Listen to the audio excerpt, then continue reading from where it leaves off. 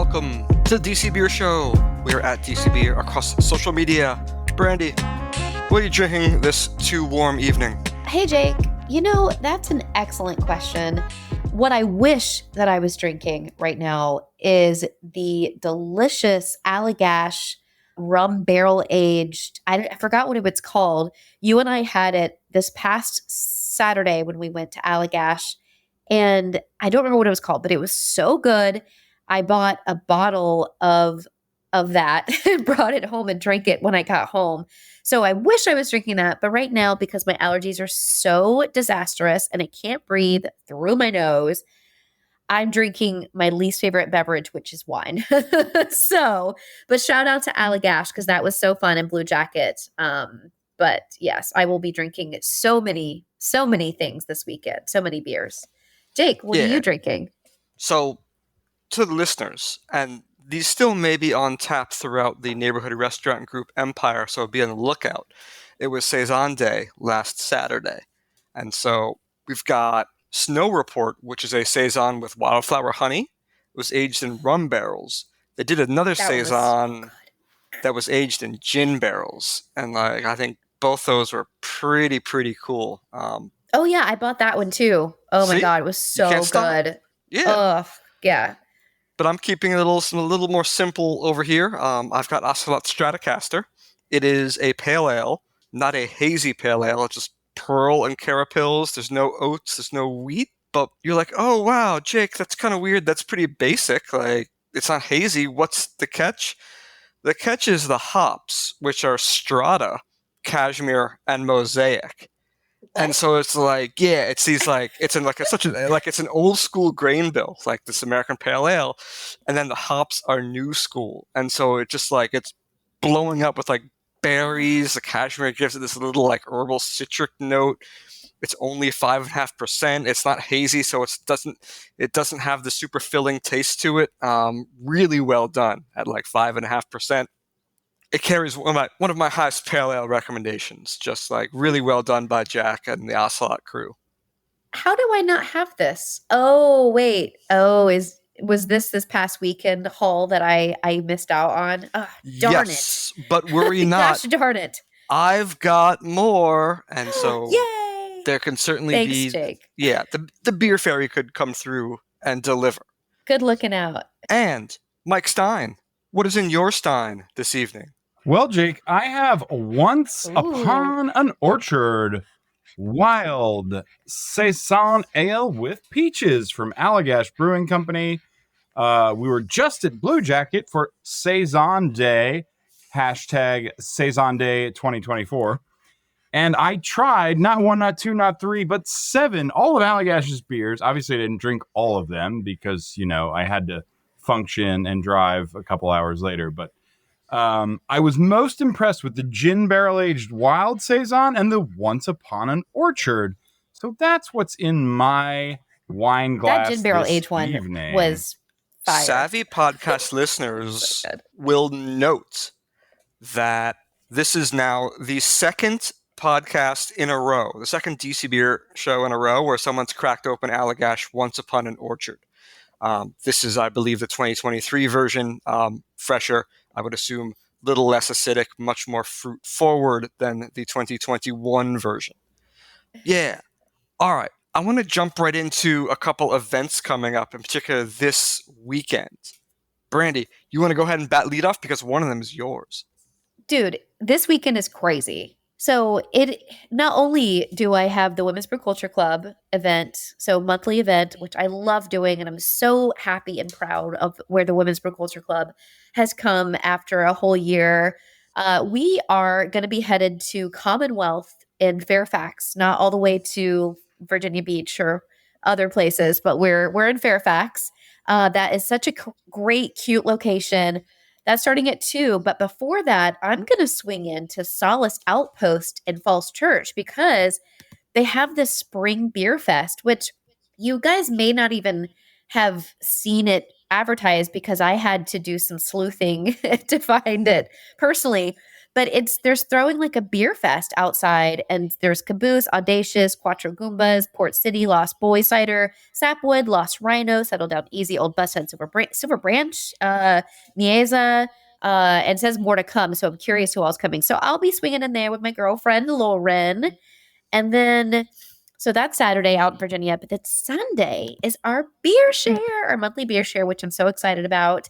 And that's half. It's taken us so long to have an other half beer share, and it's because of the license changing with them. So now they have they can serve liquor and wine. So now we can have our beer share there, which is so exciting. And then freaking Tuesday is our live recording. I'm so excited. Hey, Brandy, I Yeah. hear that beer share is members only. It is. What does it mean to be a member, though? Sorry, How can guys. I be a member? Sorry. Sorry, not sorry.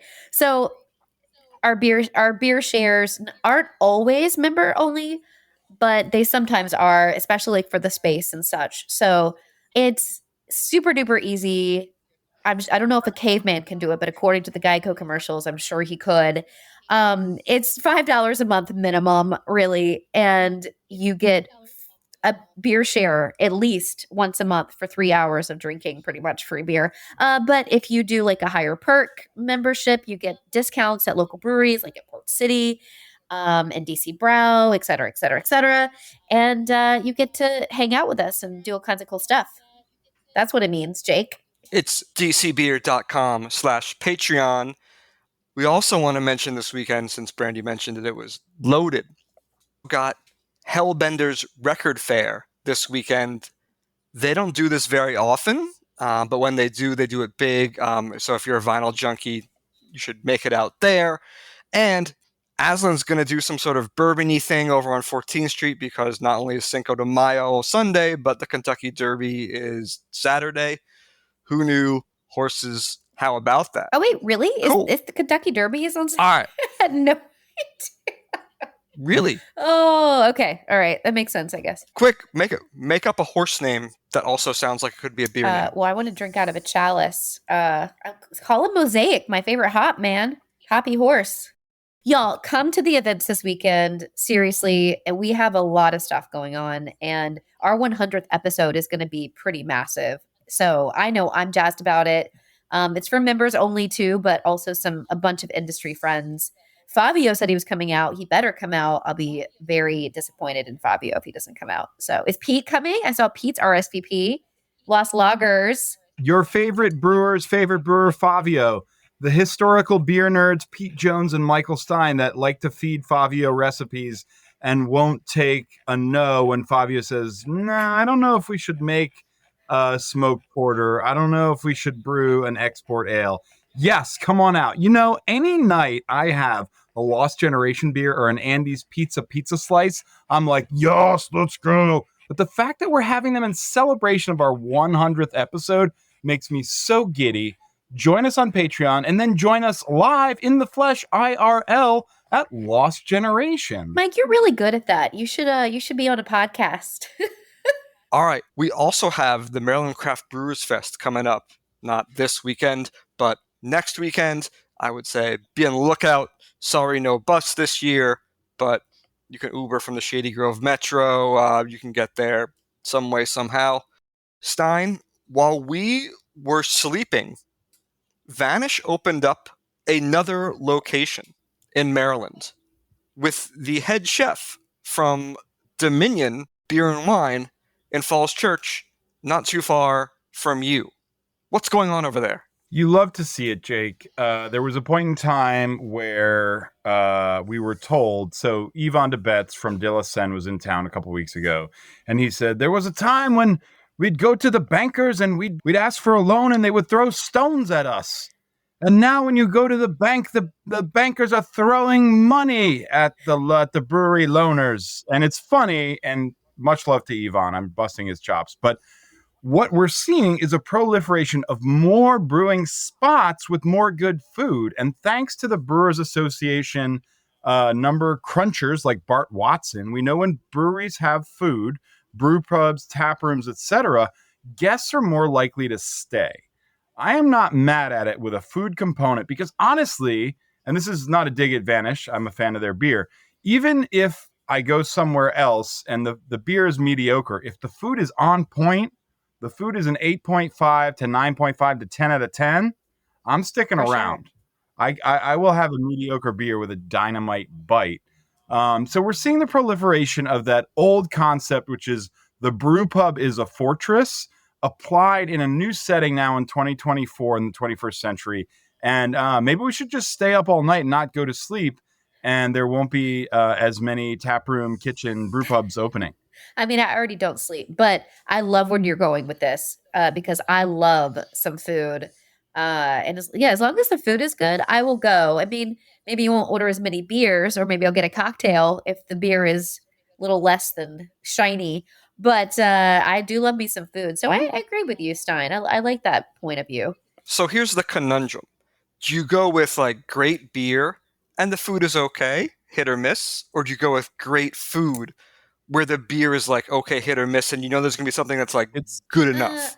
it's a yes. It's a yes and because according to the Brewers Association, Maryland is at 143 breweries right now.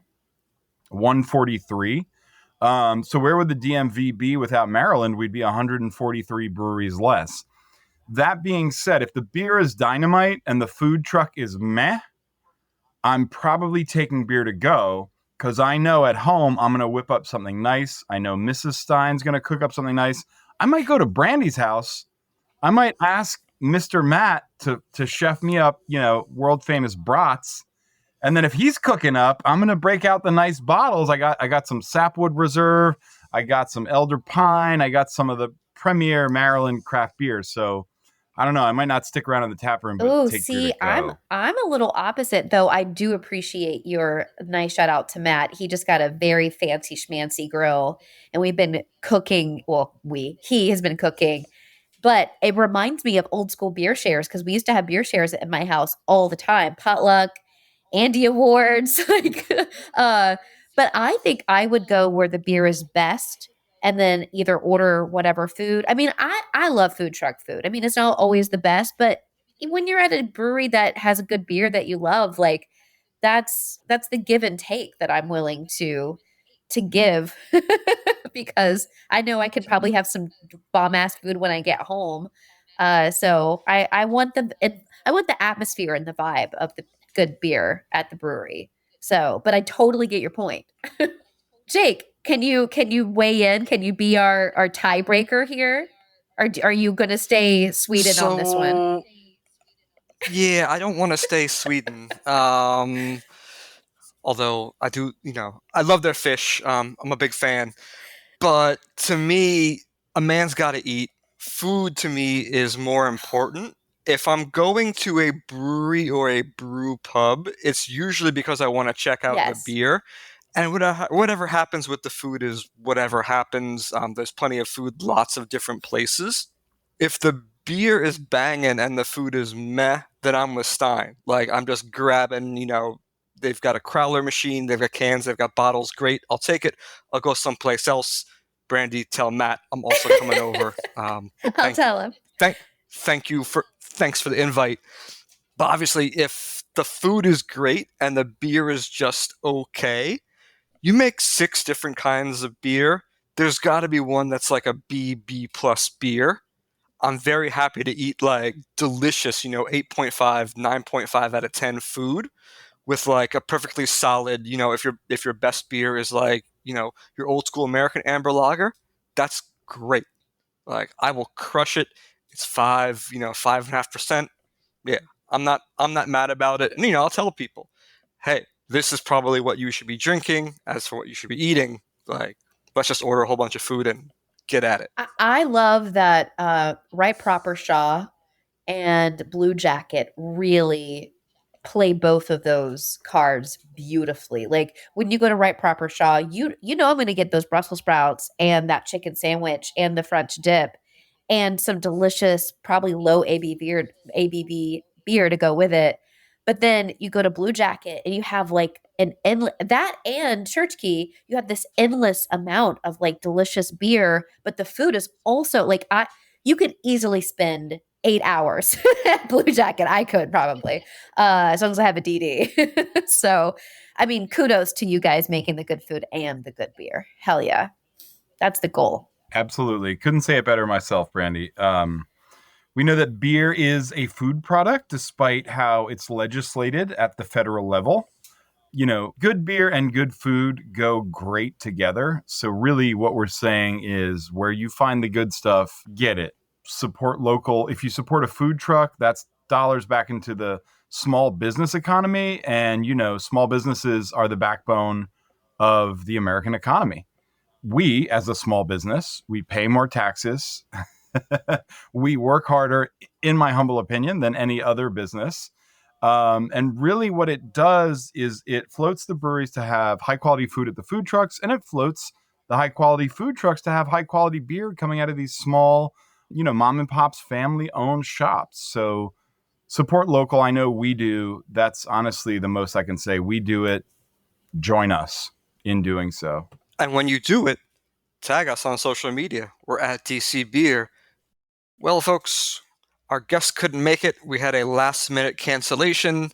These things happen in podcasts. I think the streak is 98 consecutive episodes with a guest, and that streak stops today. As we say in the 9 to 5, when a Teams meeting ends early, we give you back some time. And so in this case, we're giving you back 10 or 15 minutes. Please use that time wisely. Go forth and enjoy. I suggest you use it by joining us over on Patreon for as little as $5, dcbeer.com/Patreon. Be well, everybody, and we'll see you all on Tuesday, if not before. See you live on stage for episode 100. I'll put my live face on. All right. Thanks, everyone. See you out there.